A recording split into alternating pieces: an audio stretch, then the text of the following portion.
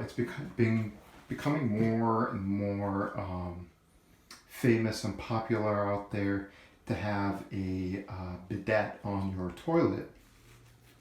And some of them these days are quite sophisticated. They have a heated toilet seat. They'll blow hot air on your behind to dry it out so you won't have to use toilet paper, so you can go toilet paper free kind of a thing.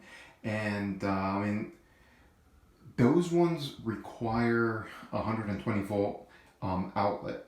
And as we all know, at least I have never seen that out there. And when I wanted to buy one, I asked myself, how can I hook it up if I don't have an outlet there?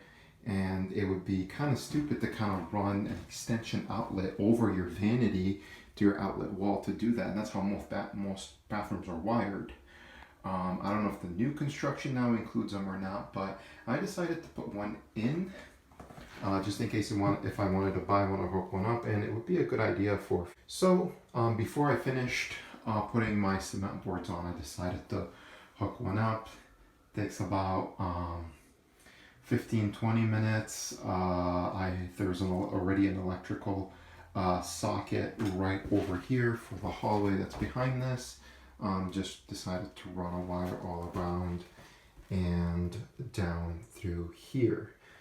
I'll just make sure to put, if you have 2x4s, to put the nail block on there, just in case you won't put a screw through it and screw one of the wires, and when you turn it on, you have a flash of electricity and possibly a fire start.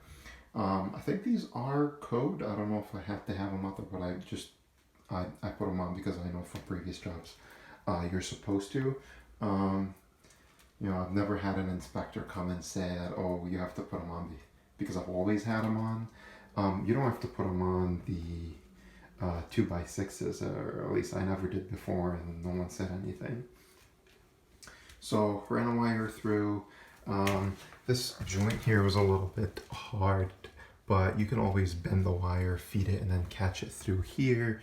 And then when it got to this point, there is, previously in the video,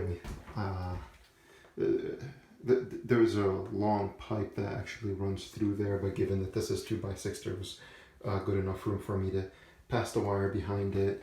And after I cut the outlet right here, okay, so I used the stud finder, made sure there's no stud behind this area. The stud is actually right over here.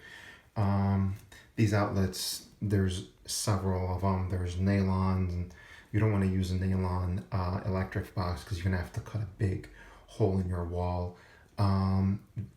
This kind is actually very easy to use. It has a little hook, and then when you screw it in, this hook comes up like this. So it'll be coming up right here behind the drywall, and then it won't come out. And then when you tighten the screw, it tightens this to the drywall. So this socket is pretty much just hanging on the drywall, and it's not gonna have a lot of use where people plug stuff in and plug out, plug in, plug out. It's just gonna be something that you plug in once and you just leave it there. So I'm not worried about it breaking or getting loose or anything like that. And used a level to make sure that it is straight and not leaning towards one side. And you put the electric box on the wall, you trace it, and then you cut it out, and then you feed it in. Obviously the wire's going to be coming out the wall. You've put the wire in it, and then you put it on the wall. So not too hard to do. It'll be pretty useful. You might want to plug something in there to like charge your phone when you're taking a poo or something. That also can be helpful as well. It has to be a GFI circuit breaker. You cannot just book a regular socket out here, just because it is very close to the shower and even to a pipe right here. This is going to be underneath the toilet. That was the best option for me.